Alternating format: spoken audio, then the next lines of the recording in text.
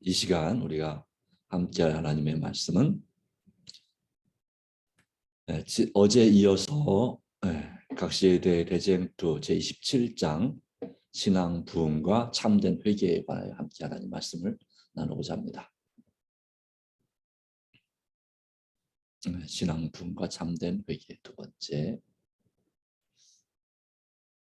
하나님의 율법은 완전하여 영혼을 소성케 한다 하는 말씀이 있습니다. 말씀이 참으로 중요한 것입니다.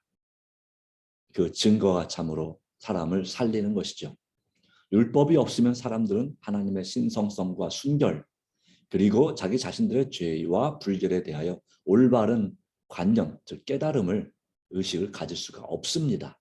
그렇기 때문에 그들은 죄에 대하여 진정으로 깨닫지 못하고 회개할 필요성도 느끼지 못합니다. 하나님의 율법을 어긴 자로서 그들이 얼마나 좀 속절없는, 좀 형편없는 상태인지를 알지 못하고 우리의 죄를 속지 않은 그리스도의 피가 얼마나 필요한지를 인정하지도 않습니다. 그래서 이 하나님의 말씀, 율법에 대한 올바른 이해가 없으면 근본적인 마음의 변화도 생애의 개혁도 없이 구원의 소망을 받아들입니다. 그냥 예수님만 믿는다, 예수님 믿고 구원 받겠다라는 결심만 하지만 그 마음의 변화도 없이 또 삶의 개혁도 없이 그냥 침례만 받는 경우가 있죠. 예수님만 영접하는 경우가 있죠. 그러나 이런 것은 바로 피상적인 회개라고 하는 것입니다. 그런데 그런 결과로 그리스도와 진정한 연합의 경험이 없는 많은 사람들이 교회에 들어온 것도 사실입니다. 어쩌면 침례를, 영혼을 구원할 때 그 침례나 또 어떤 교회가 세례를 베풀 때에 너무 쉽게 베풀지 않았는가 하는 생각이 드는 것이죠. 그 결과 교회는 그 표준이 낮아지고 더 빨리 쇠속화되는 그런 결과를 낳고 있지 않는가. 이것이 오늘날의 현실입니다. 정말 참된 회개의 모습이 보여질 때에, 그리고 삶의 변화가 일어나는 그 습관과 변화를 보면서 성령께서 그 말씀을 통해서 어떻게 역사하는지, 또 말씀과 성령을 통하여 하나님의 율법에 구현된 의의 큰 원칙들이 그들에게 어떻게 알려지고 어떻게 실천되는지를 보고서 주님의 자녀로, 그렇게 또 교인으로 영접해도, 인정해도 참 좋을 것인데, 참 형편과 상황들이 때때로 그렇지 못한데 그것조차도 힘들어하는 사람들도 있죠. 그렇게 침례 받는 것조차도 부담스러워하고 있습니다. 부담스러워할 때 억지로 침례 줄 필요까지는 없는 것이 현실이지만 교회는 또 입장이 다를 수도 있는 경우도 종종 있습니다만 보다 신중해야 되는 건 사실입니다. 바로 예수 그리스도는 그런 율법 바로 품성의 완전한 모본이십니다. 율법에 순종할 때 이루어지는 품성, 그래서 바로 믿음으로 해야 되는데 우리가 우리 자신의 힘으로는 이런 품성의 완전한 모본을 이룰 수가 없다는 사실입니다. 그렇지만 분명한 사실은 그리스도를 따르는 사람들은 그분과 같이 되어야 합니다. 그러면 하나님의 은혜를 힘입어 그분의 거룩한 율법의 원칙과 일치한 품성을 이루어야 합니다. 그렇습니다. 하나님의 은혜를 힘입어서 이 일이 가능하다는 말씀이죠. 하나님의 은혜 없이는 성령의 역사와 예수 그리스도의 우리 삶을 주장하신 우리 안에 계심이 없이는 우리는 거룩한 율법의 원칙과 일치한 정말 하나님을 목숨 걸고 사랑하고 온 맘 다해 사랑하고 온 힘 다해 사랑하고 이웃을 내 몸과 같이 내 자신과 같이 사랑하는 그런 품성을 이룰 수가 없는 것이죠. 이것이 바로 성경이 가르치는 성화이다라고 하는 것입니다.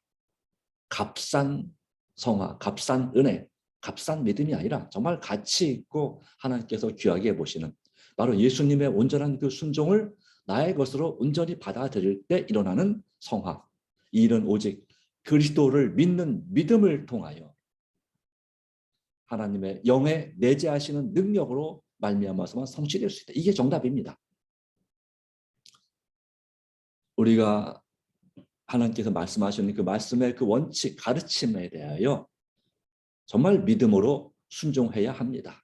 예를 들자면 우리가 교회 출석하는 것도 마찬가지죠. 이 교회 출석하는 게 요즘 같은 이 전염병이 만연한 시대에, 저도 세계적으로 대유행하는 전염병 시대에 우리가 교회에 출석한다고 하는 것, 정말 믿음이 없으면 겁나죠. 사람들 모이는 모임에 참여한다는 것 자체가 두렵죠. 어떻게 이 교회에 출석할 수 있겠습니까? 차라리 온라인으로, 교회에서 그렇잖아도 온라인으로 예배 드리는데, 비대면 예배 드리는데 거기 참여하고 말지요. 물론 그렇다고 해서 비대면 예배 참여하시는 분들 믿음이 없다는 뜻은 아닙니다. 지병이 있거나 건강이 좋지 않을 때는 조심할 필요가 있습니다. 또 면역력이 약할 때 조심할 필요가 있는 건 사실입니다. 또 다른 것도 마찬가지죠. 그래서 이거는 이제 그 안전 문제 때문에 그렇다 치고, 예를 들자면 11조를 하나님 앞에 드리는 그것에 대해서 오늘날 많은 그리스도인들이, 또 재림 성도들도 마찬가지입니다. 많은 재림교인들이 11조 드리는 것에 대해서 그 수입의 10분의 1을 하나님께 바치는 것에 대한 부담이, 또 그것을 드릴 만한 믿음이 부족한 성도들이 참으로 많음을 볼 수가 있습니다. 그 11조의 축복을 체험한 분들은, 또 드리지 않음으로 받은 손해를 체험하신 분들은 믿음으로 드립니다.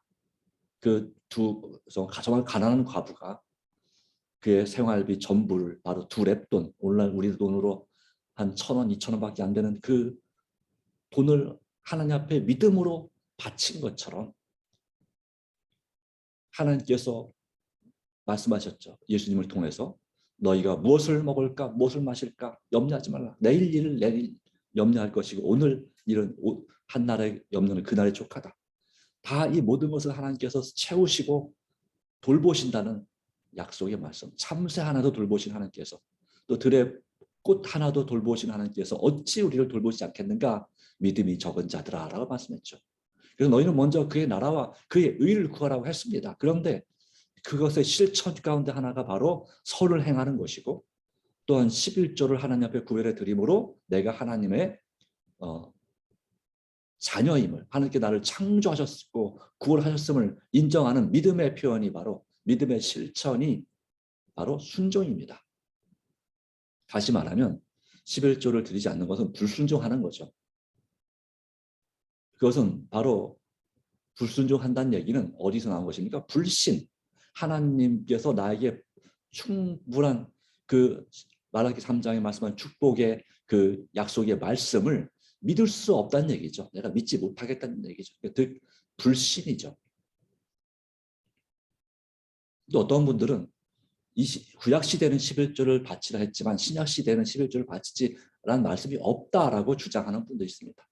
직접적으로 주장한 말씀이 없다. 예수님의 간접적인 말씀, 이것도 중하고 저것도 중하다는 말씀이 있음에도 불구하고, 또 이 아브라함이 이 멜기세덱 왕에게 11조를 바쳤다는 기록이 있죠. 히브리서에 있지만 그것은 그냥 간접적으로 얘기한 거지 직접적으로 얘기하지 않았다라고 하고, 또 나는 11조를 바치지 않는 이유 중에 하나가 바로 뭐냐면 그 목회자, 성직자들의 부패와 타락 때문에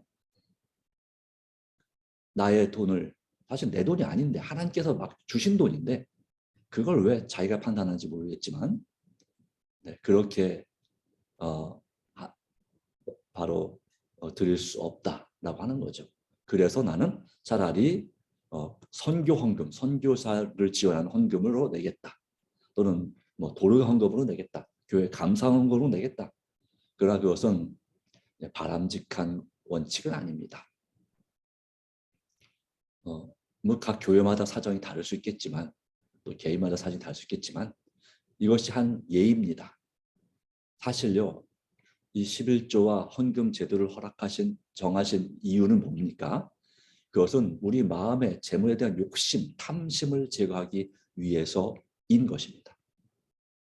남을 열심히 도우라 하는 것은, 그리고 그렇게 하지 않으면요, 알면서도 실천하지 않으면 그 11조 드릴 돈 이상의 돈이 쓸데없이 빠져나갑니다. 누가 다치든지 아프든지 아니면 또 어디 어떤 갑자기 뭐가 들어가든지 하여튼 이래저래 해서 다 빠져나갑니다. 왜 그걸 깨닫지 못하는지 안타까울 따름이지만, 그러기에 여러분의 믿음을 발휘할 필요가 있습니다. 이런 면에 있어서 믿는 믿음을 오직 그리스도를 믿는 믿음을 통하여 하나님의 영에 내재하시는 능력으로 말미암아서만 성취할 수 있다. 한번 한 달을 돌아보시기 바랍니다. 지난 한 달 동안 월급 탈 때부터 해서 지금까지 또 월급 월 들어오는 여러 가지 보조금, 지원금이 들어올 때부터 지금까지 어떻게 그 돈이 사용되어졌는지를 보신다면 또 마찬가지입니다. 어떤 때는 그 11조를 드릴 만큼 수입이 안 생길 수도 있지요. 그러나 하나님께서 그 외 다른 방법으로 여러 가지로 영과 혼과 몸의 모든 여러 육적인 영적인 방법으로 주님께서 복을 주시고 인도하신 섭리가 분명히 있는 것입니다. 그 외 건강 법칙, 건강 개혁 문제도 마찬가지입니다. 세상의 가르침과 또 교회의 가르침, 또 건강 기별에 관한 하나님의 그 건강 원칙, 법칙이 있죠. 10가지, 또 12가지 건강 법칙을 따르느냐, 그렇지 않느냐 하는 문제 있죠. 이것도 사실 믿음이 필요하지 않습니까? 예를 들자면 이 잠을 잘 못 주무시는 분들이 참 많습니다. 이 시대에.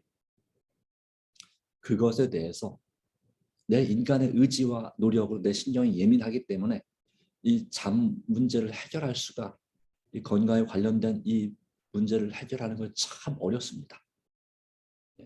운동하는 것, 또 햇빛을 쬐는 오개 활동, 마음의 긍정적인 마음을 갖고 정말 진심으로 감사하는 마음을 갖는 것, 나는 하고 싶어요. 그렇게. 이건 진짜 하고 싶어요. 내 건강을 위해서 하고 싶은 일이에요. 정기적인 운동, 또 그리고 적당한 건강에 좋은 식사, 또 그것을 건강에 좋은 음식을 하나님께서 먹으라고 하신 적당한 방법대로 제때, 정시에 정량을 먹는 것, 정량을 약간 부족하게 과식하지 않는 것, 이런 법칙을 하고 싶어요. 그런데 내 마음의 의지와 욕구가, 나의 본능적으로 그 식욕이 그것을 어떻게 제어할 수가 없는 것입니다. 이 식욕을 극복하는 것이 개혁의 제일 첫 번째라고 하는데요. 이것조차도 오직 그리스도를 믿는 믿음을 통하여 하나님의 영, 성령이 내재하시는 능력이 아니면 이 식욕을 극복하기가, 개혁하기가 정말 힘듭니다. 왜요? 중독되어 있거든요. 그 입맛에 중독되어 있거든요. 네. 많은 분들이 잘 드시는 이 커피도 마찬가지죠. 그것도 중독돼 있어서 못 끊는 것이거든요. 또 고기에 대한 맛도 마찬가지죠. 어떤 고기에 대해서 나는 다른 건 다 끊을 수 있는데 이 고기는 참 내가 못 끊겠다. 어떤 이제 건강에 좋지 않은 좀 고기가 영양가는 많지만 맛도 좋지만 건강에는 좋지 않은 고기가 있다면 말입니다. 예를 들자면 그렇습니다. 또 어떤 분은 어떤 향신료, 어떤 것에 대한 어떤 조미료에 대한 중독, 여러 가지 어떤 또 게으름에 관한 중독, 이게 또 참 치명적인 중독 중에 하나입니다. 이런 것들. 그러기에 빌립보서 2장 12절 말씀은 두렵고 떨림으로 너희 구원을 이루라. 너희 안에서 행하시는 일은 하나님이시니 자기의 기쁘신 뜻을 위하여 너희로 소원을 두고 행하게 하시나니. 우리가 아무리 노력해도 고칠 수 없기 때문에 또 남녀 불문하고 정욕 문제, 성적인 그런 음욕, 음란한 그런 욕구, 이런 문제를 극복하는 것은요, 아무리 노력해도 자꾸 또 회개하고 기도하고 회개하고 기도하고 또 고치려고 하고 하지만 또 같은 죄를 또 짓고 또 짓고 또 짓고 또 실패하고 하지 않습니까? 그러다 보니까 아휴, 하나님 나는 안 되겠습니다. 나는 그냥 이대로 그냥 사단이 죄의 유혹을 하면 그대로 받고 그대로 그냥 싸우지 않고 그냥 지고 말겠습니다. 이렇게 살게요. 라고 생각하게 됩니다. 그러나 여기 말씀했죠. 그리스도인은 죄의 유혹을 받을 것이다. 그러나 그는 언제나 그것을 대항하여 뭐 할 거라고요? 싸울 것이다. 싸워야 한다 그랬어요. 저항하라. 비폭력, 무저항 어떤 그런 방식으로 인도의 국민들이 영국의 그 독재에 의해서 압제에 대해서 저항했던 것처럼 우리도 사단과의 싸움에서 어떤 방식으로든지 저항하여 싸울 것이다. 대항하여 싸울 것이다. 그러므로 누구의 도움이 필요하다고요? 그리스도의 도움이 필요하다.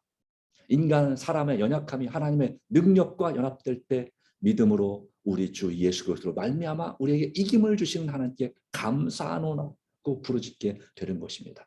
그러니까 우리가 어떤 것을 개혁하지 못했다면, 또 어떤 중독 문제를 해결하지 못했다면, 믿음으로 어떤 일을 성취하지 못했다면, 그것은 내 행위로 내가 불순종해서 그렇게 된 것이 아니라, 물론 어쨌든 여러 가지 이유로 불순종한 거죠. 그러나 그 순종 문제로 구원을 못 받는 것이 아니라 바로 불신, 우리 그런 일에서 충분히 도와줄 수 있는 예수 그리스도를 철저하게 의지하지 못한 그 믿음의 부족으로 우리가 그 하나님께 주시는 축복을 잃어버리고 승리를 경험하지 못하게 되는 것입니다. 결과적으로 모든 건 다 믿음으로 되는 것입니다. 죄의 문제는 믿지 않아서 죄가 생기게 된 것입니다. 믿음의 부족.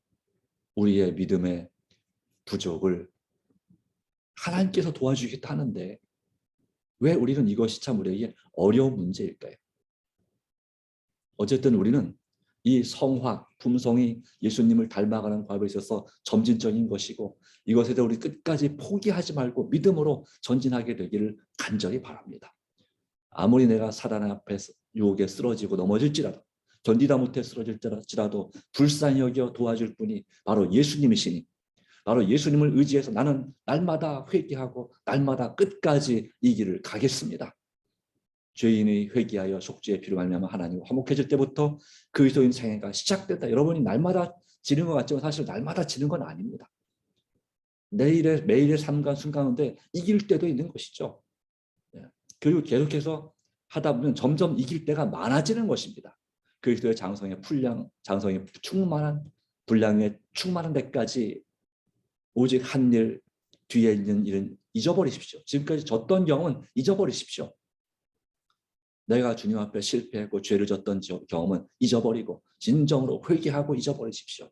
그리고 이제 앞에 있는 것을 잡으려고 밀린 숙제 하듯이 하지 말고, 이제 밀린 숙제는 잊어버리고 지금부터 앞에 있는 걸 잡으려고 표대를 향하여 예수 그리스도 안에서 하나님 위에서 부르신 부름의 상을 위하여 쫓아가노라. 이게 중요하지 않을까요? 정말 주님을 의지함으로 우리가 믿음으로 더욱더 덕의 지식의 절제를 절제, 인내를 인내에, 경건의 형제 우애를 형제 우애, 사랑을 공급하는 믿음의 성화의 계단을 한 계단 한 계단 오직 하나님의 도우심으로, 즉 예수 그리스도와 성령의 도우심으로 이겨내 올라가시기를 간절히 바랍니다. 성경상 진정한 성화, 예수님을 닮은 사람은, 성화를 체험한 사람은 겸손한 정신을 나타낼 것입니다. 모세가 그랬고요. 모든 참으로 겸손한 사람이었죠. 선지자 다니엘도 그랬고요. 욥도 그랬고요. 정말 그들은 진정으로, 또 요한, 믿음의 조상들은 다 이처럼 겸손한 정신으로 믿음으로 승리한 사람들이었습니다. 그러기에 갈바리 십자가의 그늘 밑을 걸어가는 사람들은 자고하거나 스스로 높다고 생각하거나 죄에 대하여 해방되었다고 으스대는 주장을 할 수가 없습니다. 그리스도와 가장 가까이 생각하는 사람들은 인간의 죄악과 약점을 가장 분명히 깨닫고 그들의 유일한 희망이 십자가에서 돌아가셨다가 다시 부활하신 구주의 공로에 있다는 걸 알게 됩니다. 바로 우리 죄가 작든지 크든지 그 죄는 하나님의 아들의 심장을 파열시킨 고뇌의 원인이었다는 사실을 느껴야 합니다. 그래야 우리는 겸비할 수 있습니다. 이 정도 죄쯤에 괜찮지 않아요? 그런 거 없습니다. 내 죄가 아무리 작은 죄라 할지라도 그것은 예수님의 심장을 파열시키고 주님을 죽게 만든 죄입니다. 그러기에 우리는 회개해야 됩니다. 그 벌이 무서워가 아니고요. 주님을 슬프시게 하고 아프시게 하고 돌아가시게 만든 죄, 또 나의 죄로 인해서 내 자신을 포함한 누군가가 상처받은 것에 대한 괴로움과 슬픔, 죄책감으로 인해서 회개해야 됩니다. 하나님 말씀의 증언은 이와 같이 사람을 유혹에 빠뜨리는 행함이 없는 믿음의 교리를 반대합니다. 행함이 없으면 마음 편하겠죠. 예, 행하는 게 뭔가 실천하는 것은 괴롭고 힘든 일이니까요. 그러나 그런 행함이 없는 믿음은 뭐라고 했습니까? 죽은 믿음이라고 했잖아요. 예, 죽은 믿음. 야고보서 2장 말씀 가운데 그렇게 말씀했습니다. 마찬가지로 하나님을 안다고 하면서 그의 계명을 지키지 아니하는 자는 거짓말하는 자다. 그러니까 계명을 지키는 건 정말 예수 믿음이 아니면 못 지키는 겁니다. 그리고 성령님의 임재가 아니면 지킬 수 없습니다. 그러기에 계명을 지킨다는 사실은 그러니까 외적으로 내적으로 진정으로 지킨다는 사실은 내가 예수 믿음이 충만한 사람이고 성령의 임재가 있는 성령께서 역사하시는 사람이란 증거인 것이다 라고 하는 것이고, 그렇지 않다는 사실은 그런 증거가 없다는 얘기죠. 예수의 증거가 없다는 얘기입니다. 아니면 있어도 부족하다는 얘기입니다. 우리가 아주 없진 않습니다. 그런데 너무나 아직은 하나님께서 기대할 만한 수치에 너무 약합니다. 거짓말하는 자가 되고 있습니다. 진리가 그 속에 있지 아니하되 누구든지 그의 말씀을 지키는 자는 하나님의 사랑이 참으로 그 속에서 온전케 되었느니라. 말씀을 지키기 위해서는 뭐가 필요하다고요? 예수님께서 주시는 믿음이 필요합니다. 그래야 하나님 말씀을 지킬 수 있습니다. 그럴 때 하나님의 사랑이 성령의 역사로 감동으로 참으로 온전케 되는 것입니다. 이것이 바로 모든 사람의 신앙 고백을 검토해 볼 수 있는 시금석이다. 이것이죠. 시금석이다. 그렇기 때문에 우리가 죄 없다고 주장한다면, 나는 아무 죄도 짓지 않는다고 주장한다면 그것은 그 자체가 하나님의 거룩한 성결에서 한참으로 멀리 떨어졌다는 증거입니다. 왜 그럴까요? 예수님께 가까이 나아가면 날수록, 예수님과 거리가 더 가깝고 친밀함을 할수록 하나님의 그 영광의 빛 때문에 내 죄가 점점 더 많이 드러나는데요. 반대로 사람이 자기와 그리스도와의 거리를 멀리하면 할수록, 기도와 말씀의 삶도 살지 않고 그냥 되는 대로 살았으면 살수록 하나님의 품성과 그분의 요구에 대한 개념이 부족하면 부족할수록 자기 자신이 자기 눈에 보기에 의롭게 보이는 것입니다. 당연한 것입니다. 그러기에 우리는 주님 앞에 더욱더 가까이 나아가야 합니다. 성화는 전인, 영과 혼과 몸을 다 포함합니다. 데살로니가전서 5장 23절에 너의 온 영과 혼과 몸이 주 예수 그리스도 강림하실 때 흠없게 보존되기를 원하노라. 이 말씀을 믿고 우리가 날마다 믿음으로 정말 우리의 마음과 몸의 능력을 약화시키는 모든 행위를 회개하시고 믿음으로 이겨내기를, 고쳐내기를, 개혁하기를 간절히 바랍니다. 왜냐하면요, 그런 행위는 그의 창조주를 위한 봉사를 부적당하게 만든다라고 했습니다. 산제사로 드려야 됩니다. 우리 자신을 최선이 아닌 것을 드릴 때 하나님 기뻐하실까요? 그리스도께서는 내 마음을 다하여 주 너희 하나님을 사랑하라 말씀했습니다. 마음을 다하여 하나님을 사랑하는 사람들은 그들의 생애로서 하나님께 최선의 봉사를 하고자 할 것입니다. 정욕이나 식욕에 빠짐으로써 하나님 아버지께 드리는 제물을 약화시키거나 더럽히지 아니할 것입니다. 아멘. 죄악적인 갈망을 만족시킬 때마다 무슨 일이 생기냐면 영혼을 거스려 싸우는 것이라 하겠습니다. 신체의 기능이 마비됩니다. 신체의 기능이 마비되면 어떤 부분이 마비되면 영적인 지적인 감각력이, 그걸 깨닫는 능력이 죽습니다. 하나님의 말씀 혹은 성령의 감화는 마음에 빈약한 인상을 끼칠 수밖에 없습니다. 하나님의 말씀과 성령의 감화가 나에게 강력한 인상을 끼쳐야 되는데 빈약한 감화, 별다른 감동이 없게 되는 것입니다. 죄악적인 갈망을, 육체의 정욕을 제어하지 못할 때마다 그렇다 이거죠. 그러기에 우리가 하나님을 두려워하는 가운데 거룩함을 온전히 이루어 육과 영의 온갖 더러운 것에서 자신을 깨끗하게 하자라고 말씀하는 것입니다. 그러기에 이 성령의 열매 가운데 사도 바울은 사랑과 희락과 화평과 오래 참음과 자비와 양선과 충성과 온유 다음에 이 성령 열매다 마지막으로 뭘 추가시켰습니까? 절제를 추가시켰습니다. 이 각식의 대장주가 끝나면 이 묵상이 끝나면 그 다음 통독 과제는 이제 절제 생활이라는 책입니다. 절제 생활. 예, 우리의 영적인 또 마음적인 육적인 그런 영과 혼과 몸의 절제가 참으로 중요한 것입니다. 그것을 우리가 또 묵상하기를 원합니다. 영감으로 된 이런 말씀들이 있음에도 불구하고 그리스도인이라고 공언한 참으로 많은 사람들이 자기 능력을 약화시키고 있습니다. 탐식, 음주, 금지된 쾌락, 또 여기는 제가 뽑지 않았지만 다른 말씀은 흡연, 담배도 말하고 있죠. 고상한 인간성을 타락시키고 있다. 교회도 너무도 흔히 악을 권장한다. 교회 헌금 수입을 위해서 이런 얘기를 하고 있습니다. 우리 몸은 하나님의 성전입니다. 그러기에 몸이 하나님의 성령의 전이 된 사람은 해로운 습관의 종이 되어서는 안 된다. 우리가 이런 습관이 해로운 습관이 있다면 우리는 이것을 철저하게 회개해야 된다. 그렇지 못하면 많은 사람들이 나의 습관 때문에 자아 방종에 빠졌기 때문에 멸망으로 가는 것입니다.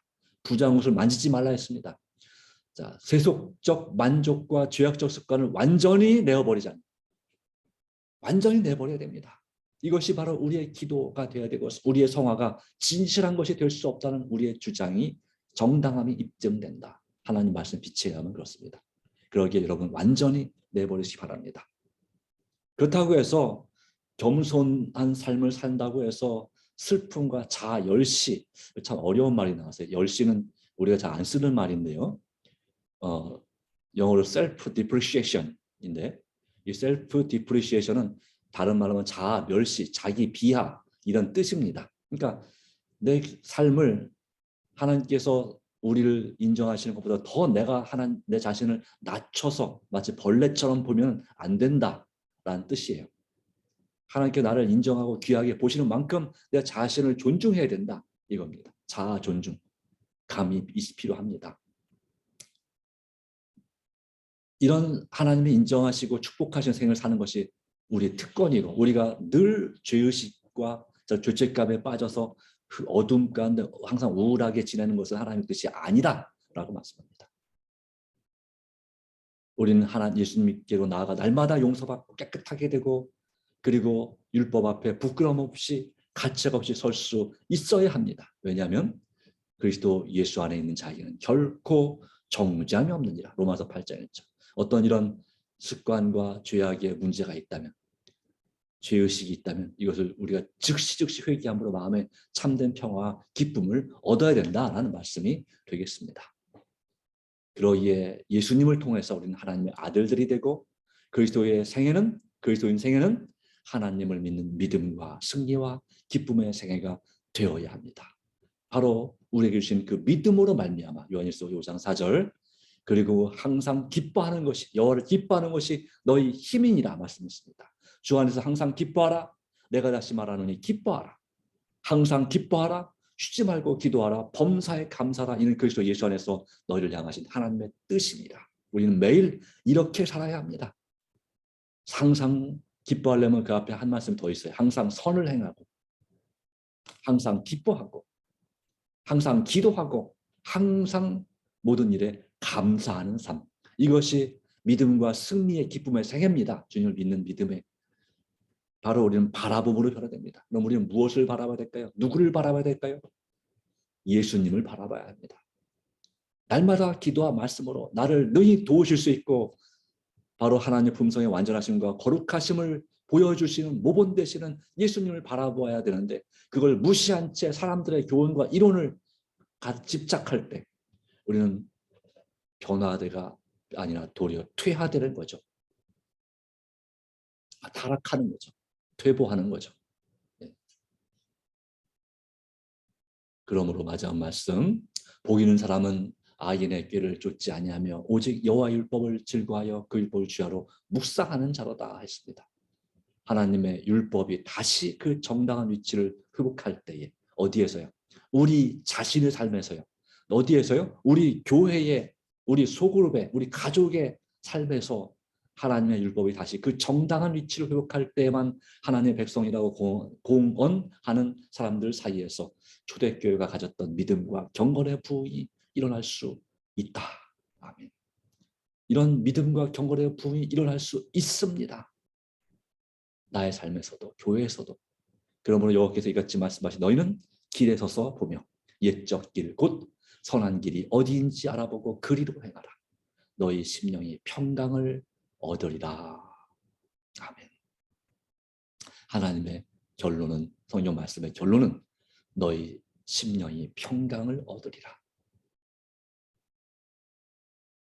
우리에게 평안을 주시기 원하십니다. 여러분을 번뇌케 하고자 정말 고민하게 하는 것이 아니라 여러분에게 참된 평강을 주시고자 우리 주님께서 오늘 우리에게 역사하심을 기억하고 오늘도 믿음으로 주님을 의지하시기를 간절히 바랍니다. 네, 다 같이 기도하겠습니다. 하나님, 오늘도 우리 자아를 주님 앞에 굴복하고 우리의 모든 염려와 걱정을 내려놓고 오직 예수님만 바라봄으로 변화되기를 간절히 바랍니다. 우리는 바라봄으로 변화된다 했사오니 예수님만을 바라보고 우리의 모든 걸 주님께 부탁합니다. 오직 말씀과 기도를 통해서 예수님을 바라보기 원합니다. 믿음으로 순종하고 전도하는 삶을 통해서 성령의 충만하게 되기를 간절히 간구합니다. 오 주님, 우리에게 이른비 성령 충만이 필요합니다. 이 마지막 때에 이 일요일 법령이 바로 이 주일 성수에 대한 법령이 내리게 될 때, 법으로 강제하는 명령이 내리게 될 때, 그것은 바로 짐승의 표가 될 것인데 그 짐승의 표를 받지 말라고 하는 그에 대한 하나님의 진노에 대한 경고의 기별, 호소의 기별, 셋째 천사의 기별을 전파하기 위하여 크게 외치게 되는 바로 그 일을 위한 늦은 비 성령 충만을 받기 위해서 우리가 한 마음으로 연합해야 되는데 먼저 우리가 날마다 주님 앞에 가까이 나가고 예수님을 바라보고 우리의 점진적인 품성의 변화를 예수 믿음으로 성령의 임재와 충만함 속에서 이루게 해주시기를 간절히 바랍니다. 우리가 이와 같이 변화되고 성령 충만한 사람이 되어야 우리는 우리의 가족을 구원할 수 있습니다. 우리의 친구들, 이웃들을 구원할 수 있습니다. 내가 변화되지 않는데 누가 나를 바라보고 예수님을 바라볼 수 있겠습니까? 주님, 부지 성령께서 충만히 역사하셔서 우리를 변화시켜 주시고 우리를 통해서 우리 가족들이, 우리의 친척들이, 우리의 이웃들이, 우리의 친구들이 예수님을 바라보고 예수님께로 이끌림을 받게 해주시기를 간절히 바랍니다. 먼저는 우리를 변화시켜 주시고 우리를 구원하여 주시옵소서. 날마다 구원을 이루게 하여 주시옵소서. 주님 도와주시고 여전히 복음을 알지 못하는 분역 동포들과 우리 세계 여러 민족과 나라에 주께서 은총 복음의 문을 열어주시고 또한 이 나라와 교회를 위한 지도자들이 주님 앞에서 정말 바르게 서도록 도와주실 줄 믿습니다. 오늘 우리의 드린 개인적인 기도 가운데도 주께서 역사하심을 믿사오며 우리를 죄에서 구원하신 예수님의 이름으로 간절히 기도드리옵나이다. 아멘. 네, 오늘도 여러분의 기도 가운데 하나님의 역사와 은총이 함께하기를 간절히 바랍니다. 감사합니다.